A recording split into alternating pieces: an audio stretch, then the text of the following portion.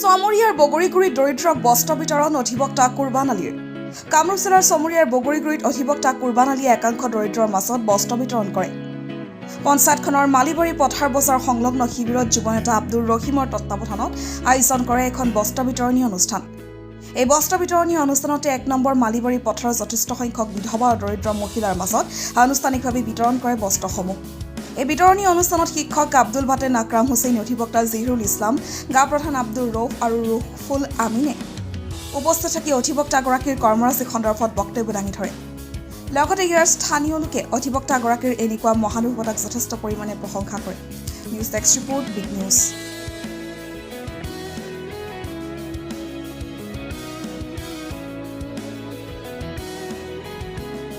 গাড়ী মটৰে একদম ফিল আপ কৰি আমাৰ দুখীয়া সমাজৰ কাৰণে বিধৱা মানুহক, গৰীব দুখীয়া মানুহক বহুত সকাহ দিছে। গতিকে আমি এইখন অঞ্চলৰ মানুহক আমি খুব ধন্যবাদ জনাইছোঁ। তেখেতক যাতে আশীৰ্বাদ কৰে আৰু যাতে আৰু ওপৰ ফালে আগবাঢ়ি যাব পাৰে। আৰু এইখিনিয়ে মোৰ কথা। ৰাজনৈতিক তথা আমাৰ এই অঞ্চলৰে এজন সুদক্ষ এজন অধিবক্তা, আৰু তেখেতে অকল আমাৰ মাজত এয়াই নহয়, বিগত দিনত আমি দেখা পাইছোঁ তেখেতে সদায় দুখীয়াৰ ওচৰত থিয় দিয়ে।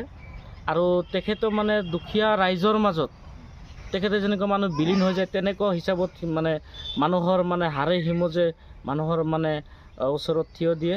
আৰু বিভিন্ন ধৰণৰ ঠাণ্ডাৰ দিনত কম্বল বা দুখীয়া দৰিদ্ৰ যিখিনি মানুহ আছে প্ৰতি সমাজতে তেনেকুৱা তেখেতে দান বৰঙণি আগবঢ়ায়। আৰু তেখেতক আমি কৈছোঁ যে হয়তো মহান আল্লাহ তালাই তেখেতৰ দীৰ্ঘায়ু কামনা কৰিছোঁ।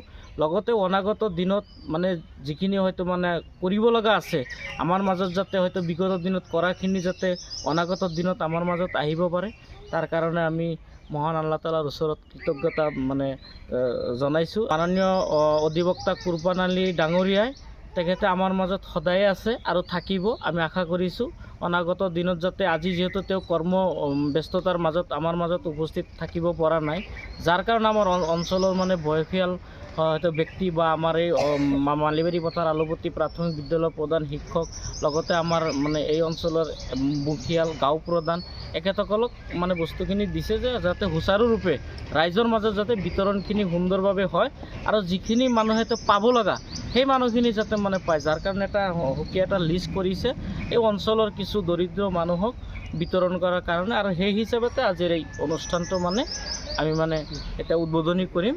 এইখিনিয়ে কথা। আৰু বিধৱা মানুহ বস্ত্ৰ দান কৰিবলৈ তেখেতে আমাক কিছু বস্ত্ৰ পঠিয়াই দিছে। তেখেতৰ হৈ আজি আমি এই আপোনালোকৰ সন্মুখত বহি থকা এইখিনি আই মাতৃসকলক আমি বস্ত্ৰ দান কৰিম।